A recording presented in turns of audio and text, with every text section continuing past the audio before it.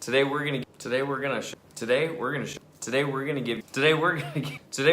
No, I'm gonna do it one more time. I got it. It's gonna be perfect.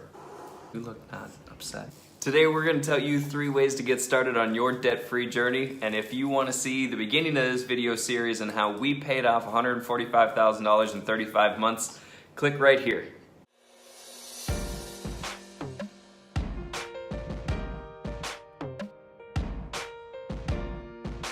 Hey guys, it's Cory. And Erica. And we got Zozo back for another appearance because we can't seem to time these things when she's taking a nap. But if you're watching this right now, high five.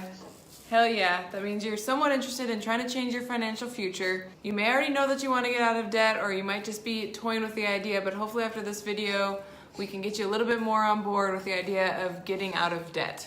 We're going to give you 3 things to do, definitely the 3 easiest things to do during this whole thing, but nonetheless it's gonna get you, Yep. I'm the mess up, yep. But nonetheless it's gonna have you start looking at your finances in a different way. First things first, I need you to gather up all of your bills or log onto your account and open them all up and see the amount due on every bill. I want you to list out all of your debts. That's the first thing. List out all of your debts, list out the interest rate, list out the total amount due. You want to list out the minimum payment, and if you can find it, list out the year that you're expected to pay them off. Seriously, really do it. Even if you don't know if you want to get out of debt, just humor us and list them all out. Or even if you think that you know what all of them are, write them down and physically look at them. It's different than just knowing what the number is in your head. What he said. I will insert the exact spreadsheet that I made when we first decided that we wanted to get out of debt. We listed out our credit cards, our car payment, we had student loans, and Furniture, TV, yeah, those car, are our credit cards. Student loans. Said that. If you have a mortgage, list that out, and we'll hit that in a later video, but just list it out for the time being. One of the reasons why we want you guys to list everything out is that it's different from just knowing the total number of what you owe on a certain debt in your head. One thing that I always thought was I have $80,000 in student loans, but another thing that I really didn't realize is that it's not just $80,000, it's the interest rate included over time and the physical act of looking at it on a piece of paper and calculating how much it's going to cost you in interest over time. And that's a huge factor in why it's important that we want you guys to actually write down what your total debt is and what each of those loans is costing you right now and what the interest rate is and what it's going to cost you over time. Nailed it? Okay.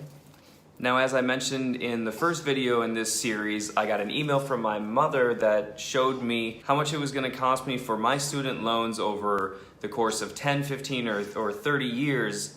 And so for me to actually physically see how much was my principal total and what the interest rate was and how much in total I would pay over that time frame, that was a wake-up call for us. At the time, we had about $1,300 a month in payments, and we simply didn't want to do that anymore.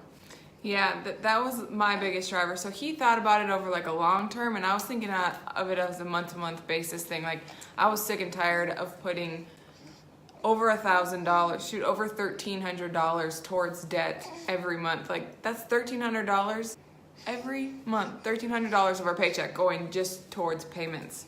So that's the second thing I want you to do.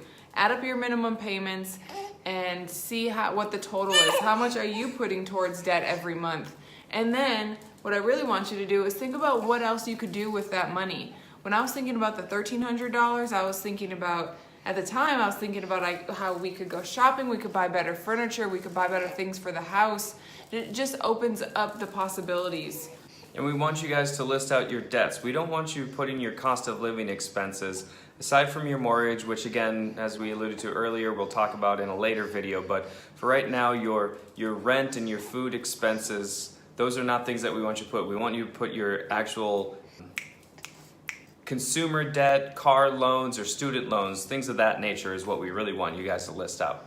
And the last thing that we want you to do is figure out what is your motivation? Why did you click on this video? Why do you want to get out of debt? Are you tired of living paycheck to paycheck? Do you want to be able to invest more for your future? Do you want to be able to take your family on vacations? What is your motivation? Just think about that. because that's going to be your driving force over the course of this journey. So you guys, one of the biggest things for us is that motivation piece. We got fired up and motivated by paying those minimum payments, being sick and tired of that, realizing how much this was going to cost us over the long term and paying interest, not just a principal, and basically having to get rid of that entire monthly payment was a huge driving force for us. We wanted that money for ourselves to be able to do whatever we wanted with it, whether it's investing or getting a 401k match through our employer, saving an emergency fund, being able to purchase a vehicle with cash. There was an endless reasons why we wanted to be able to have all the money that we made go straight to us first and not to anybody else. So if you remember from our debt-free journey, we had not started saving for retirement yet. In fact, we just started this past April, a couple months after getting out of debt. So that was a big thing for us. Like, I didn't want to just save 5% of my paycheck for the rest of our working life for retirement. That wasn't going to get us the standard of living we want in retirement.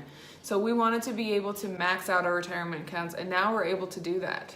So now that you know what our motivation was, what's your motivation? I think we both would be very curious to see what your guys' motivation is to get out of debt. So leave it in the comments. I know I would be excited. So if you've made it this far, we're excited to have you guys along. We're excited to see what motivates you. Write some things in the comments, as Erica said. If you like this content and you want to see more of it, click the like button and hit subscribe, and we'll see you guys in the next video. Which is budgeting. That's my favorite thing.